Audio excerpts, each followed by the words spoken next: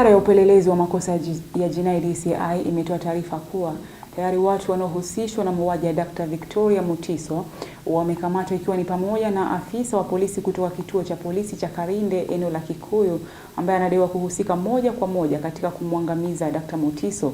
Mkurugenzi mkuu wa DCI Mohamed Amin ameutaja mzozo wa ardhi wa muda mrefu kuwa chanzo kikuu cha mauaji hayo, huku pia Rose Mbithe Mulwa ambaye ni mke wa zamani wa mumewe Dr. Mutiso pamoja na mwanawe Christopher Mulwa kuwa washukiwa wa mauaji hayo.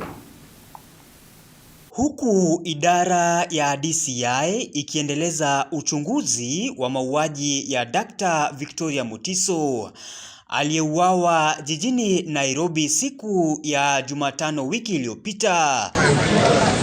Idara hiyo sasa imetoa taarifa kuwa tayari imewakamata washukiwa wawili wakuu wa mauaji hayo, Daniel Mwangi Njoroge na anayeaminika kupanga operesheni hiyo, na Kelvin Kinuthia anayedaiwa kumbeba aliyetekeleza mauaji hayo. Daniel Mwangi coordinated the logistics. He facilitated the movement of the execution team, and he also played a key organizational role in the entire conspiracy. Kelvin Ngugi Kinuthia has been identified as the rider who ferried the shooter to the scene. We have also arrested him last night. Uchunguzi pia ukiwahusisha maafisa wawili wa polisi, Inspector Kenneth Kipkemboi wa kituo kidogo cha polisi cha Nderi na ambaye anaaminika kupeana silaha iliyotumika kutekeleza mauaji, na Elijah Kimoi, afisa wa polisi wa kituo kidogo cha polisi cha Karinde anayeaminika kuhusika moja kwa moja katika kumwangamiza Dr. Mutiso. Inspector Kenneth Kipkemboi Sang, the officer in charge of Nderi Police Post under Kikuyu Police Station, has been positively identified as the link person between the financiers and the operational team, as well as the source of the murder weapon. And this officer is currently on the run. One PC Elijah Kibelion Kimoi, attached to Karinde Police Post under Kikuyu Police Station.